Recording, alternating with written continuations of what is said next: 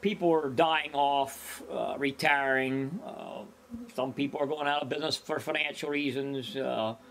With colony collapse, there's been guys that, you know, just their bankers have told them, you know, there's no more money to operate on. There's probably not more than 1,000, 1,100 commercial beekeepers across the whole United States. I mean, there's not a lot of us. And what happens is, with the numbers going down, it puts more pressure on the ones of us that are left to provide enough bees to pollinate the crops.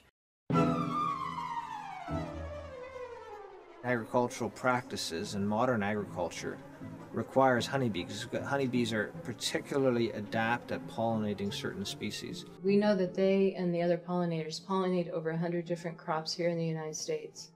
And that includes things that range from almonds, which are extremely high value, to apples and fruits, things people would not normally associate with bees, like onions and broccoli. Almonds makes more money than the grape and wine industry does for California.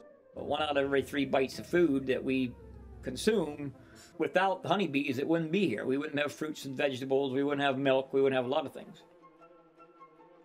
A lot of our attention lately has been focused on what we call colony collapse disorder, which is the rapid loss of worker bees from the colony. The bees are being stressed nutritionally or by pesticides or otherwise, and then a virus or other pathogen is taking off and actually killing the bees. Beekeepers say we're heading for a silent train wreck because they don't manage that many colonies, and the almond growers say they have to have them.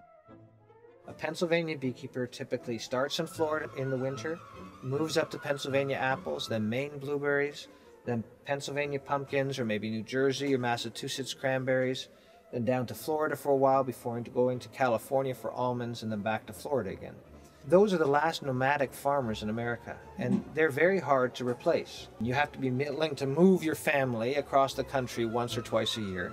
You have to be a mechanic, you have to be a truck driver, you have to be an economist, you have to negotiate contract deals, and then you have to be a beekeeper. If these guys, large guys, go out of business, it's not like there's a whole bunch of people in the background willing to take over that job. This is one of the last hard, dirty jobs. Who wants to be up at 2 o'clock in the morning putting bees in an apple orchard when you've been driving a truck all night? Your grandfather may have come from the farm, but you didn't come from the farm, and I didn't come from the farm, and we've lost that connection with agriculture, with life.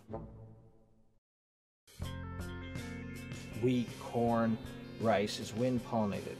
But if we want to continue to have variety in our diet, if we want to continue to have apple pie and blueberry pie, if we want to have those other things that make our food interesting, we need bees to do that. And so I think our first concern is not that bees are going to disappear, but these large commercial beekeepers are going to disappear. If that food's no longer readily available, your food costs are going to go up dramatically, and then your quality and quantity and types of foods that you have to consume will be greatly impacted as well. We consider bees as sort of the keystone species, that species in the top of a bridge or the top of an arch door. And it's not a very big stone, and it's not a very, interesting stone maybe, although bees are very interesting. It is a critical stone, and that without that stone there, the whole ecosystem and the whole agricultural system collapses.